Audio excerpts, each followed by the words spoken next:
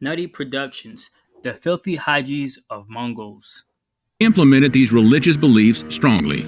Foreign travelers like William of Roebuck mentioned how dirty the clothing of Mongols were and how they never washed them instead of embracing the filth on their clothing. These travelers were appalled to see Mongols rubbing their dirty, greasy hands all over their clothing after eating, like a toddler, instead of using a separate towel or napkin. And the best part, their moms probably encouraged them because, it wasn't a Mongol woman's job to wash clothes. Now, if anyone was caught washing their clothes in running water or dumping spoiled water in the water bodies, they would be executed according to the laws of Genghis Khan. As a result, the grease and the lard from their hands and mouth would begin layering up on their clothes. And though it must have stunk worse than 2 feet that haven't seen soap in a week, the multiple coatings of oil mixed with their body sweat would have helped them to stay warm and snuggly in the cold Gobi Desert. Okay, maybe not snugly by our definition, but you get the point. For the rest of the world, bathing has been much more than just a sanitation practice. For Mongols, it was a luxury, but in a different way.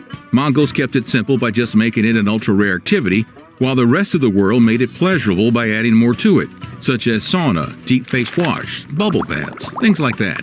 Now, in the modern world, we crave a clean canvas when it comes to skin, exfoliating dead skin, pollution, dirt, and grime, but the Mongols back in the day embraced it. They were scared of baths more than your cat, but unlike the cats, which are gods of their own domain, Mongols were avoiding baths for the dragon gods. But they would bathe on special occasions and wash their hair too. To make water usable for washing themselves, they would fill their mouth with water, the same way someone does when they gargle. Then they would let it trickle down their hands, which they would collect and use to wet their head, face, and hair, and wash them. Jelmy was in no mood for trusting the healers alone with his master.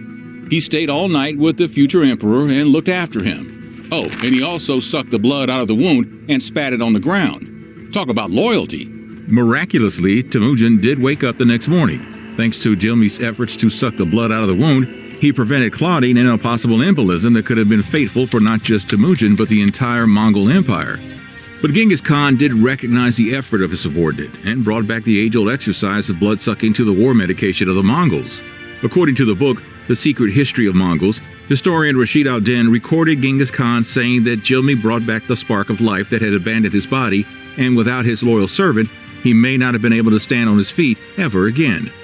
During the golden age of the horde, it was a common practice among the Mongol warlords and generals to have retainers and servants to suck the blood out of arrow wounds.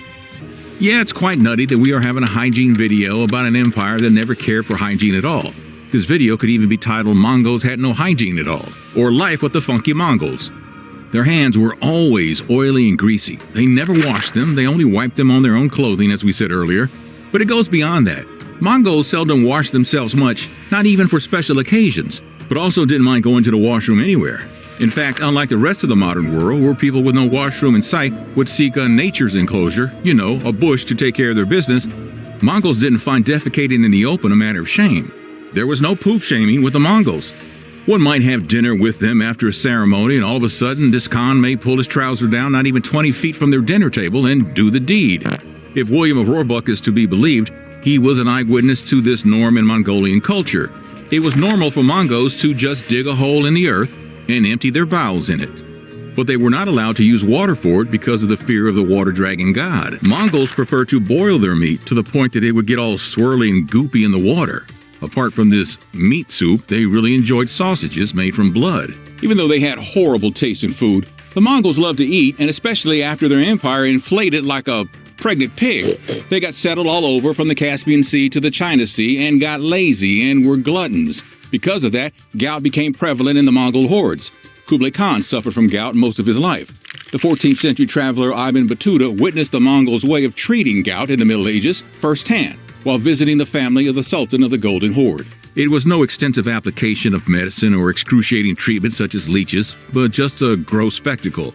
They would stick the gout-infected limb inside the carcass of a dead animal, preferably a horse or an ox.